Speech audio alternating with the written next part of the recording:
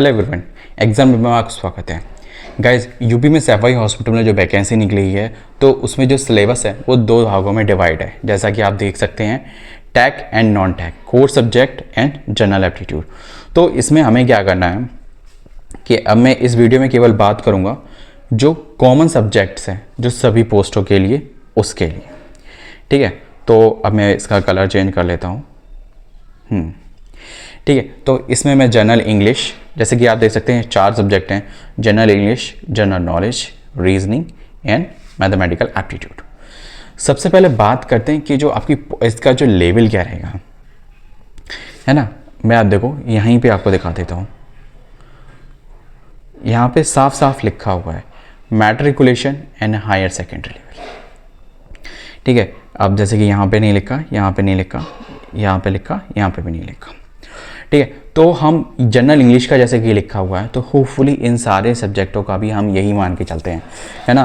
क्योंकि एक चीज़ बात यह है कि जब आपकी ग्रेजुएशन अलग हो जाती है तो इसमें ये चीज़ें इतनी मैटर नहीं करती। अगर आप इन सब्जेक्टों को लेते हो तो that is to be a matter, and वरना नहीं मैटर करती। और दूसरी बात यह, अगर आप ग्रेजुएशन लेते हो, इन चारों में से एक सब्जेक्ट पक्का आपके पास होगा किसी भी रीज़न, मतलब 3 सब्जेक्टों में से, मतलब चाहे जनरल नॉलेज ले लो, चाहे जनरल इंग्लिश ले लो, चाहे मैथमेटिक्स ले लो। साइंस ग्रुप में जाओगे तो मैथमेटिक्स मिलेगा जनरल। अब चलिए इस पर मैं बात करता हूँ कि जनरल इंग्लिश में आपका क्या आएगा और क्या किस तरीके से आपको कवर करना है। पहली बात, आपका जो ऊपर की जो पोर्शन 3 पोस्टें थी, एडमिनिस्ट्रेटिव और स्टेनोग्राफर एंड रिकॉर्ड मैनेजमेंट वाले, जूनियर रिकॉर्ड मैनेजर, तो उनके लिए जो ये पोर्शन है 40 नंबर का है। तो उनके लिए पोर्शन जो है ज़्यादा वैल्यूएबल है, तो प्लीज़ वो ज़रूर ध्यान से सुनिएगा। The candidate ability to understand and correct the English his basics and comprehension writing।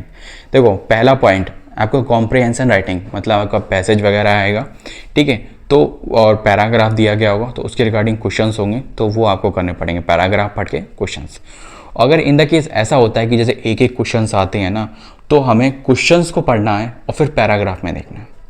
ठीक है, अगर वो उस तरीके के 2-3 तरीके के पैराग्राफ्स होते हैं। ठीक है, अगर आप बताएंगे तो मैं पर्टिकुलर एग्जाम्पल्स के अकॉर्डिंग मैं आपको दिखा दूंगा। ठीक है, नेक्स्ट बात करते हैं, question in the section will be designed and test the candidate understanding the knowledge of English language.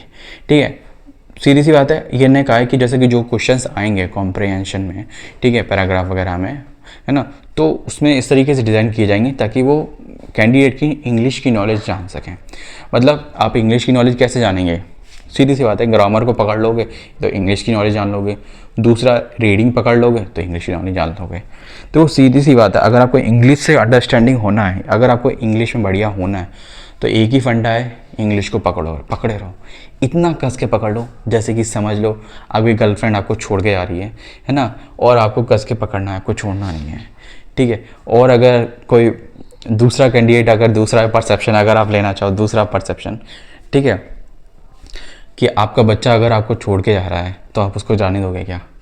ठीक है, कस के पकड़ के रखोगे, ठीक है, छोड़ोगे नहीं यार। सीधी सी बात है, अगर आपकी कोई भी मनपसंद चीज़, कोई भी मनपसंद इंसान, कोई भी मनपसंद थिंग्स अगर छोड़ के जा रही है तो आप पूरा प्रयास करोगे ना, और कुछ भी नहीं छोड़ो, अपनी जान को बचाने के लिए आप कितना प्रयास करते हो। ठीक है, तो वो चीज़ हमें उस तरीके से माइंडसेट रखना है। Next, and will be tested on the spot and error. मैं इसमें सारे हाईलाइटेड कर देता हूँ जितने भी आपके टॉपिक पूछे जाएंगे। फिल इन द ब्लैंक्स, ठीक है, फिल इन द ब्लैंक्स में आपके सिनोनिम्स हैं, स्पेल डिटेक्टिंग, ठीक है, मिस स्पेल्ड, ठीक है, idioms and phrases, one word substitutions, improvement sentence. मैं 1 to 1 बताऊँ क्या? ठीक है, थोड़ी वीडियो लेंथी हो जाएगी पर प्लीज़ देख लीजिएगा क्योंकि वरना कोई मतलब रहेगा बनाने का। ठीक है, स्पॉट द एरर। देखो, कमी कोई भी सेंटेंस में सेंटेंस लिखा होता है और उसमें कुछ भी ग्रामेटिकल इशू होता है ना, तो वो बताना पड़ता है, तो उसे बोलते हैं स्पॉट द एरर।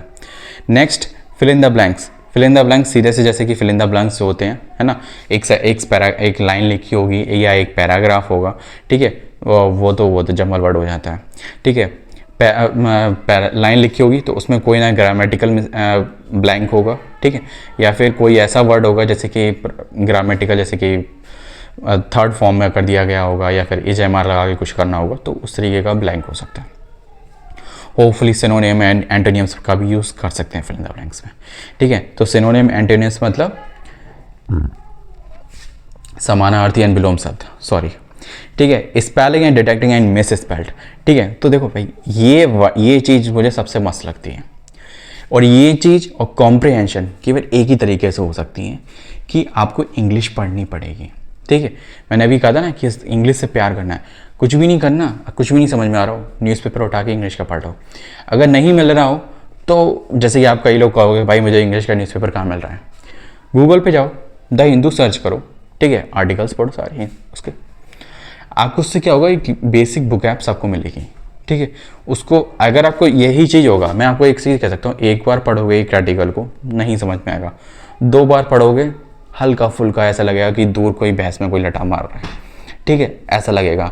जैसे नहीं भैंस होती है, भैंस डंडा मारती है, अरे आसपास बज रहा है कहीं, ठीक है, एक रटे में, दूसरे रटे में कि हाँ है लग तो आस पड़ोस में ही रहा है, फिर तीसरे में अरे मुझ पे ही पड़ रहा है लग रहा है, तो वही सीन होगा। तीसरी बार में जो आपका लठा लगेगा वो इंग्लिश का जो पूरा आर्टिकल है वो आपके दिमाग में छप जाएगा कि हाँ ये द हिंदू इस टॉपिक के बारे में ये कहना चाह रहा।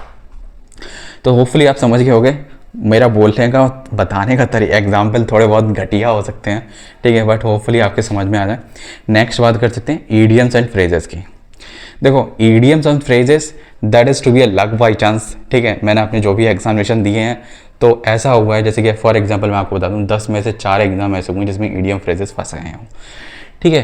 तो अगर आपको पढ़ना है तो जैसे कि आप देख सकते हो कि मोस्ट अवेटेड, ठीक है, 100 ईडियम्स एंड फ्रेजेस आप सर्च कर सकते हो गूगल पे, 100 500, तो इस तरीके के आप जितना पढ़ सकते हो उतने पढ़ लो, ठीक है। कुछ ईडियम्स एंड फ्रेजेस रिवाइज हो जाते हैं, है ना, और मोस्टली नहीं होते क्योंकि कितने चाहिए उनको, इस पर एग्ज़ाम में वो एक रखेंगे है ना। देखो ये ज़रूर है कि आपके 10 क्वेश्चन आएंगे तो 10 क्वेश्चन में इतने सारे टॉपिक हैं तो वो एक इडियम्स एंड फ्रेजेस रख देंगे, और अगर वो आपको नहीं भी आता है that is to be ignore यार, पर आ जाए तो पढ़ना जरूर। पढ़ने से ये होता है कि आप उसके रिगार्डिंग जानोगे, ठीक है। नहीं आएगा ना, यही तो होगा, बट एक चीज़ पढ़ लेना कि उसको पढ़ के एक बार ट्राई जरूर करना, उसको पढ़ के एक बार ट्राई करना। पढ़ने से ये होगा कि आपको समझ में आएगा ईडियम्स और फ्रेजेस का मतलब क्या होता है, मतलब ये ईडियम्स और फ्रेजेस लिखे हुए हैं तो फिर उसका सेंस क्या है वो भी चीज़ समझ में आना चाहिए।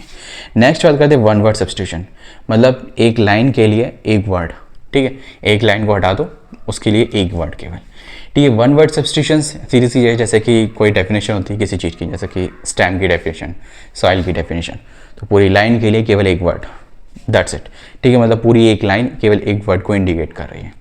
तो अगर आपको नहीं आता है तो कुछ जैसे कि मैं बुक्स बता दूंगा, अगर बुक बता दूंगा तो उसमें ये सारे टॉपिक मिल जाएंगे, पर मैं इसलिए नहीं बताना चाह रहा कि आप अपना भी ग्रेजुएशन वगैरह कर रखी होगी तो 10th 12th की बुक्स होंगी, तो सीधे 10th 12th की बुक उठाओ, उसमें से पढ़ो, समझो और माइंड में परसेप्शन बनाओ, क्योंकि ग्रामर ये ऐसी है कि आप रूल्स पढ़ सकते हो, रूल्स रिमेंबर रख सकते हो प्रैक्टिस के थ्रू, ठीक है, बट आप जो डेटा पढ़ रहे हो वो आएगा नहीं आएगा इसकी कोई गारंटी नहीं होती, है ना। नेक्स्ट बात कर सकते हैं दैट इज़ टू बी, अगर आ जाए तो लक बाई चांस होता है। इम्प्रूवमेंट ऑफ द सेंटेंस, है ना, आप सेंटेंस में कुछ इम्प्रूवमेंट करते हैं, मतलब ये भी हो सकता है कि ना भी हो, ठीक है, तो वो चीज़ लिखी होती है कि ए सेक्शन इंप्रूव करना है, बी सेक्शन इंप्रूव करना है, सी, ठीक है, या फिर इम्प्रूव्ड लिखा होता है, जैसे कि फॉर एग्जांपल वर्ड चेंज लिखी हो, या फिर जैसे कि ए एंड द में कुछ और लिखा हो, ठीक है, आपने जैसे कि उन्होंने दिया हो ए, ठीक है, और इम्प्रूव्ड करके लिखा हो द,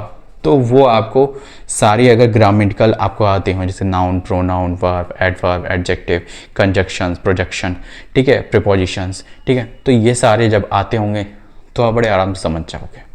तो ये जो मैंने जितने नाम बताए अभी, ठीक है, ये सारे पार्ट्स ऑफ स्पीच पढ़ लेना, ठीक है, क्योंकि ये आपके एक में नहीं, केवल कॉम्प्रिहेंशन को छोड़ के even some questions in comprehension, ठीक है, आपके सारे सभी में हेल्प करेंगे, सभी में, ठीक है। स्पॉट एंड एरर केवल मिस स्पेल्ड में भी नहीं करेंगे, मिस स्पेल्ड में तो आप जब जितना कॉम्प्रिहेंशन पढ़ोगे तो आपकी स्पेलिंग्स आपकी आंखों के सामने से जाएंगी। मेरा एक फ्रेंड था, वो ये कहता है कि भाई स्पेलिंग कैसे याद रखते हैं, स्पेलिंग याद कोई नहीं रख सकता, सीधी सी बात है, स्पेलिंग्स का डायग्राम बना के रखो दिमाग में, है ना, कोई भी चीज़ है उसके जब जो कहते हैं ना कि 1000 1000 words is equal to 1 picture, है ना। तो वो चीज़ आपको माइंड में रखना है।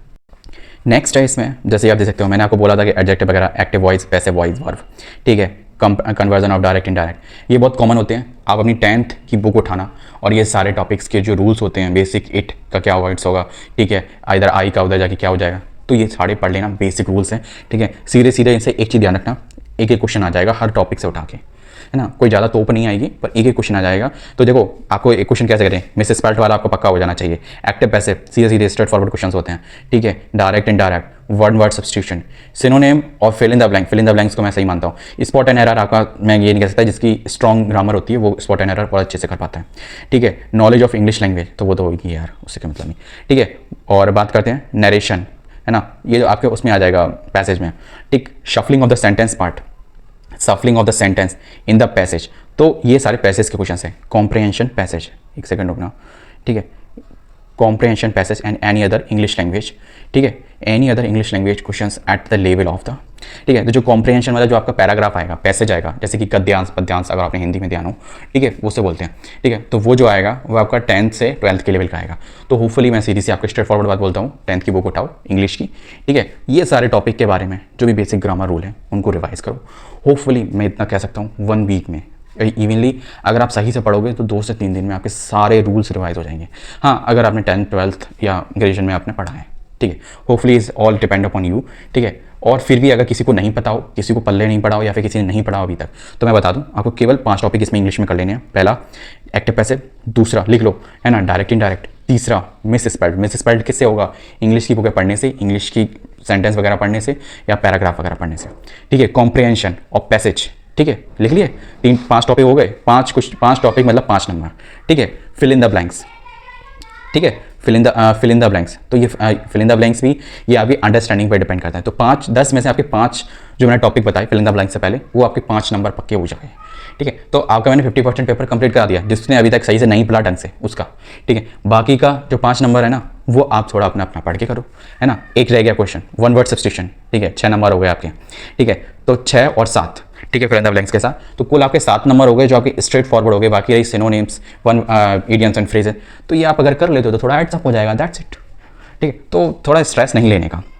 वीडियो थोड़ी लेंथी हो गई है ना, तो इसके लिए चलिए नेक्स्ट बात करते हैं कि जनरल नॉलेज का। तो जनरल नॉलेज में क्या आएगा वो मैं आपको बता देता हूँ, ठीक है। लेवल वही पढ़ना, ठीक है। अगर आपको नहीं समझ में आ रहा हो कि जैसे इसमें क्या आएगा, तो पहले टॉपिक देख लेते हैं, ठीक है। The knowledge of the current event, current मतलब करंट आप जितना पढ़ सकते हो, ठीक है, कुछ मंथ का। जैसे कि अगर आप देख सकते हो वीडियोस जैसे होते हैं कि 100 क्वेश्चन फॉर दिस मंथ, ठीक है, करंट अफेयर, ठीक है, तो वो आप देख लेना, क्योंकि आप इतना डीप में जाके 6-6 महीने का करंट अफेयर तो नहीं पढ़ सकते, क्योंकि वो वर्थ ही नहीं है यार। 10 नंबर के लिए 90 नंबर को अवॉइड करना, that is not to be worth ही, ठीक है। और होपफुली मैं आपने जो तरीका बता रहा हूँ ना, उससे आपके 10 में से 4 तो बड़े आराम से ही हो जाएंगे।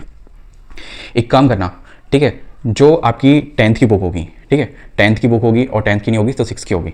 और फिर भी और भी इससे भी सिंपल बता देता हूँ, अभी एसएससी के पेपर हुए होंगे, ठीक है। मैं एक टेक्स्ट बुक का अगर आपने पास ले रखा है, नहीं ले रखा है तो बता दीजिएगा, ठीक है। और या फिर आपके पास जो भी प्रीवियस पेपर होंगे जीएस के, है ना, उनको उठाना, है ना, और उनके सारे क्वेश्चंस देख लेना। और भी इससे सिंपल एक तरीका बताता हूँ जीएस के लिए, क्योंकि जीएस में इसमें देखो जो टॉपिक लिखे हुए हैं वो वही सारे हैं, ठीक है। History, culture, geography, economics and scene general policy and scientific research, ठीक है। सीन जनरल पॉलिसी, ठीक है भाई, यहाँ पे थोड़ा सा चेंज हो गया है, क्योंकि यहाँ पे पॉलिटिकल वगैरह के इसमें इन्होंने नहीं कुछ पूछा है। तो कुछ इस तरीके से इन, तो एक काम करना यहाँ पे सही रहेगा, सही ये रहेगा आपका कि हिस्ट्री और कल्चरल ज्योग्राफी और इकोनॉमिक्स ऑफ इंडिया, इसका में सीन एंड जनरल पॉलिसी।